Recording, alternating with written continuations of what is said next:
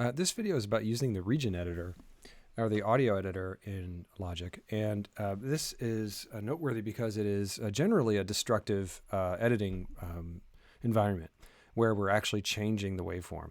If you hit the E key on your keyboard, you will expose the audio editor in Logic. And you can see that your audio editor has its own little play button here on top of every region. Each region has its own play and stop button. And so if I make a new region appear, if I put my cursor here and I hit Command T, it will split that region where I tell it to as before, right? And I can trim the region. So whatever I do up here is going to be reflected in more detail down here. As I move down here into the editor, I've got a few more things I can do. I can create fades. If I go down here and hover my mouse over the top left of the region, a new tool emerges. This is the fades tool. It's basically something I can click and drag to the right to create a fade in or fade out. So if I'm going to go ahead and fade out, I'm going to move this guy over.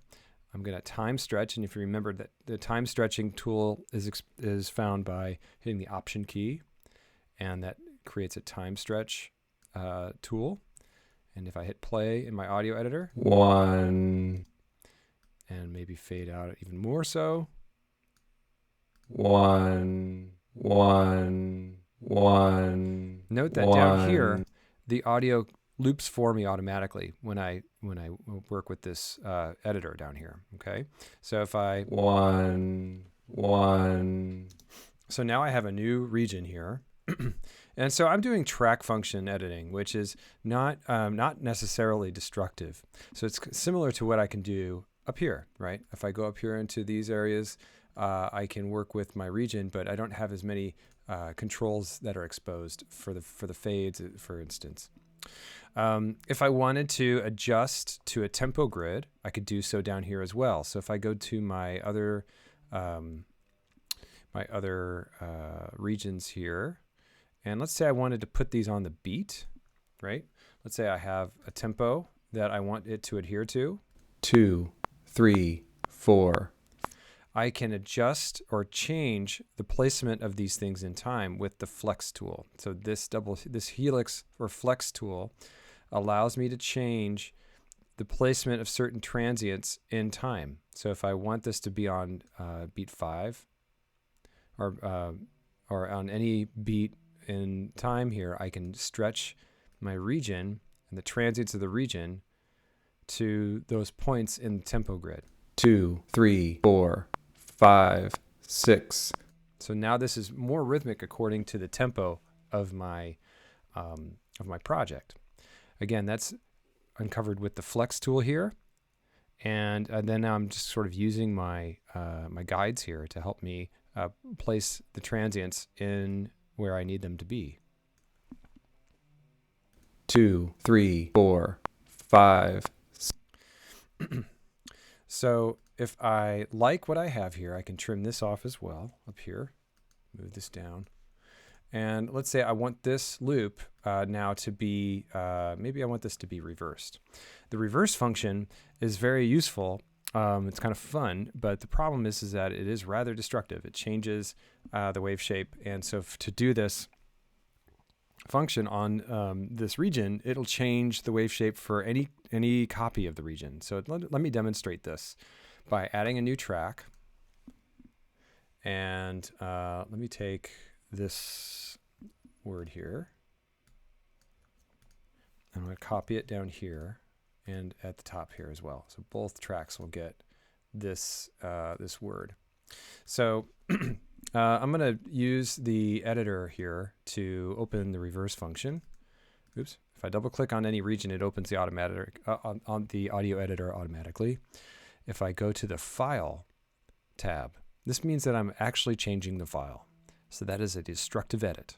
So that means if I select this word, let me turn off my metronome. I don't really want it for this.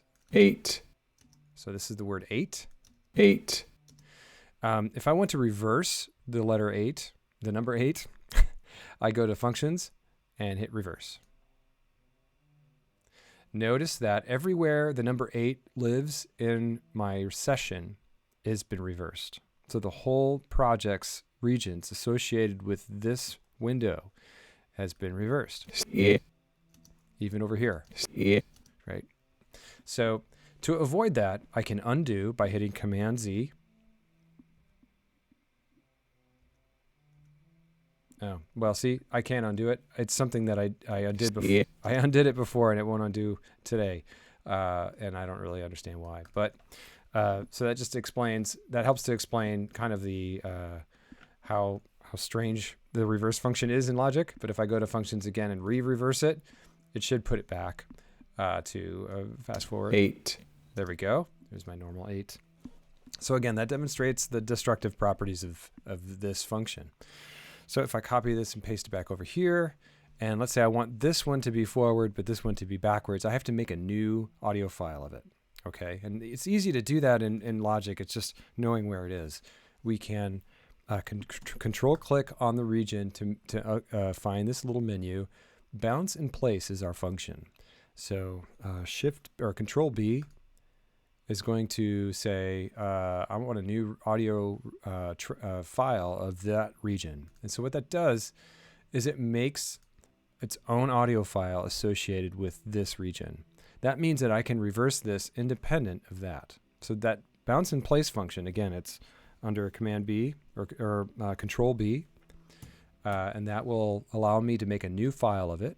Now I can go down into my file editor and reverse. And now there I have one forwards and one reversed. 8. Yeah.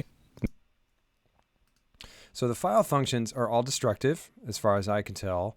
And the other settings here are useful, but for the most part, we're going to be working with the region settings here in the track portion here, where I can change the fade.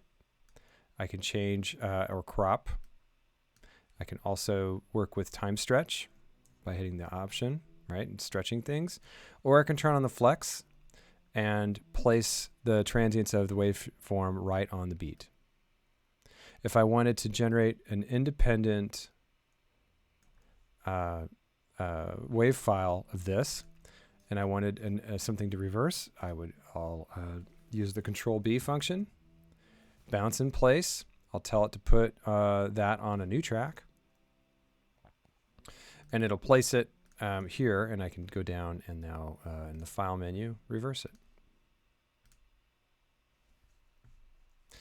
Have fun.